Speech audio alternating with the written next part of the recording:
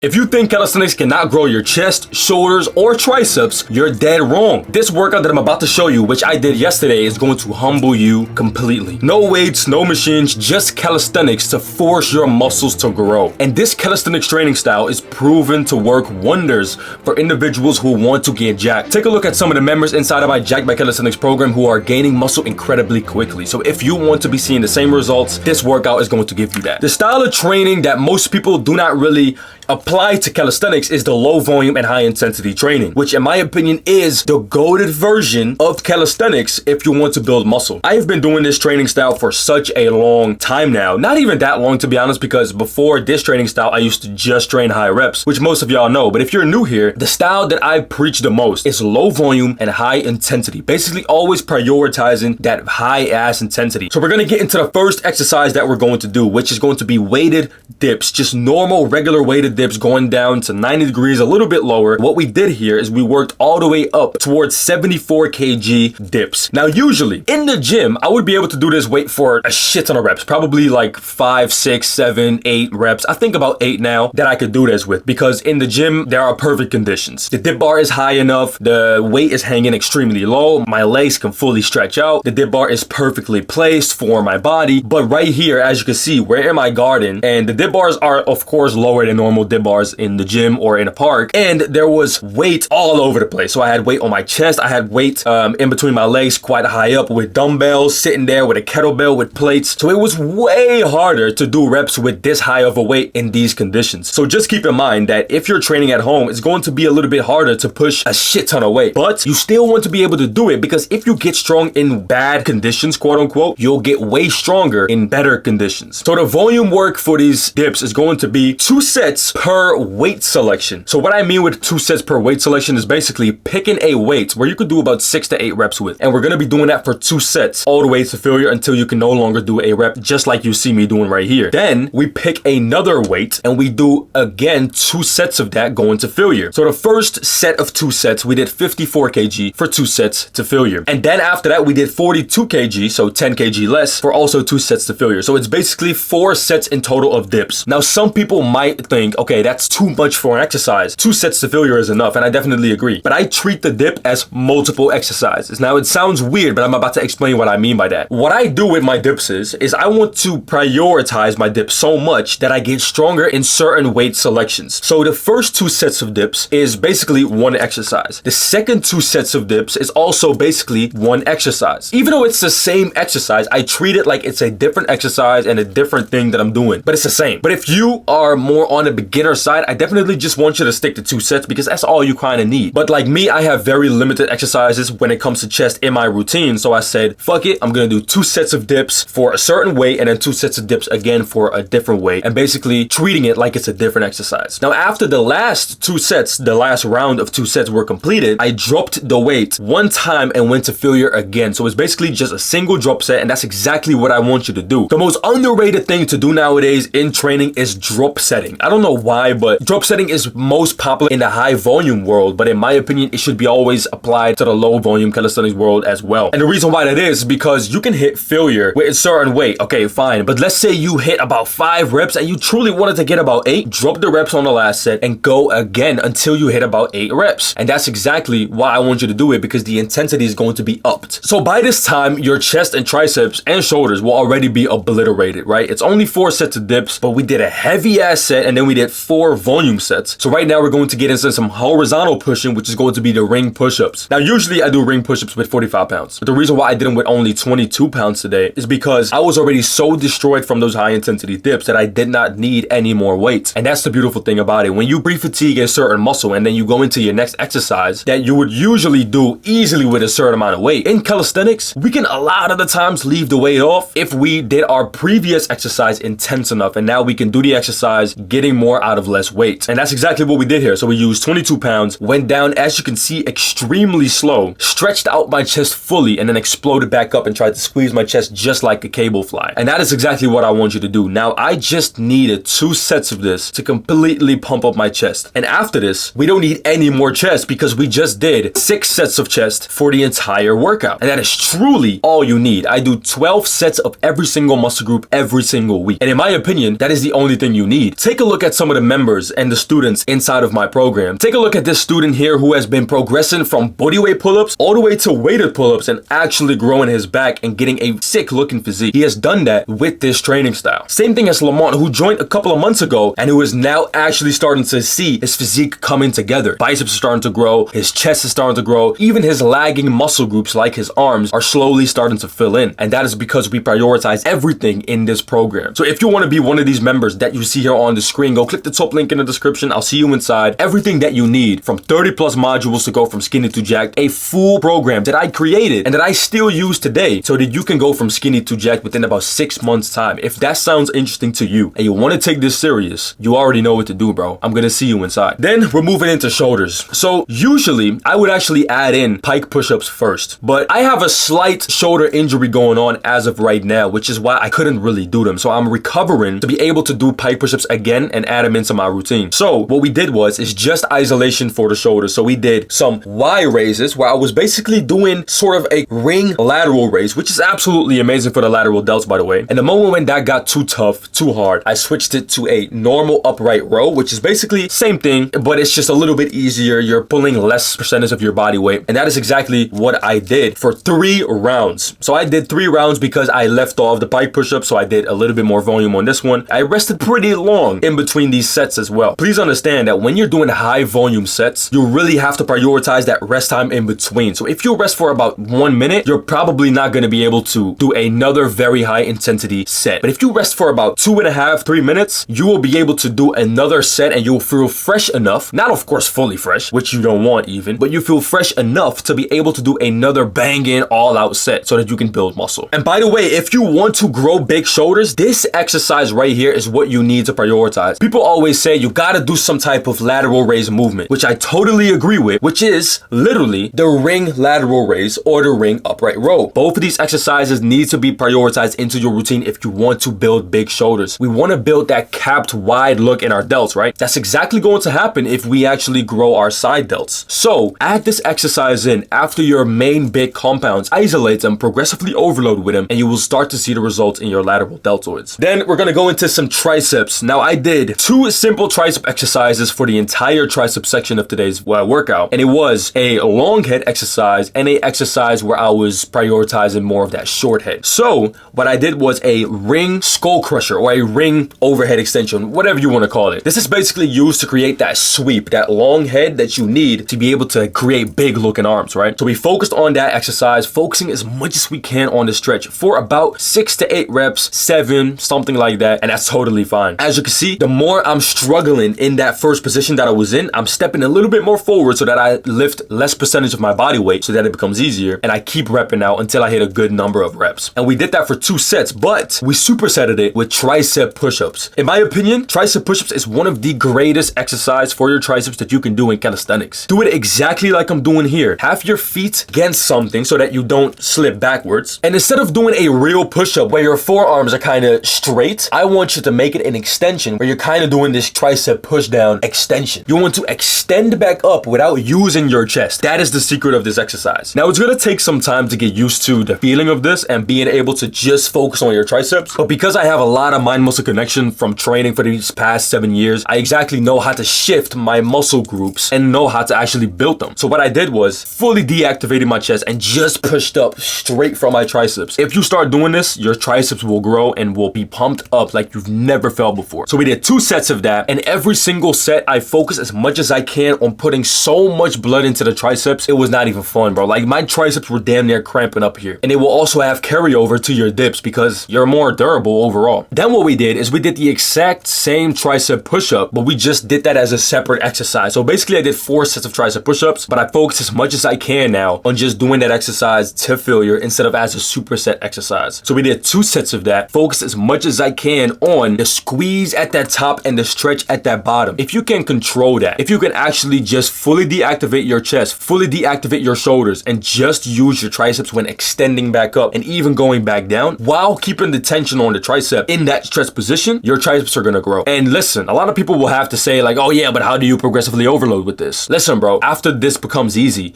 it's very easy to progressively overload by simply doing this in a decline formation where your feet are higher up in the air. Or from there on, even using weights. Slap a 22-pound plate on your back. Do this exercise with the 22-pound plate, which next week I'm gonna start doing. You'll probably see that. And that's exactly how you'll grow your triceps with just calisthenics. You don't need weights for this. I basically only train weights for my legs, so barbell squats and doing some deadlifts. But beside that, I basically only do calisthenics in my garden because that's the best way to go about it. So if you want to skip the trial and error that I had to go through for 7 straight years and just want to make progress right now and get started on the right path, and click the top link in the description. I'll teach you anything you need to know to go from skinny to jacked within 6 months time if you focus on it and if you actually put in that work. Go ahead and join right now. You're going to be sending me messages like you see here on the screen, and it's going to be amazing. I'm going to be proud of you, so I'll see you inside and we're going to get jacked. And as always, watch this video right here because in this video, I'll show you my exact pool workout to blow up your back and biceps.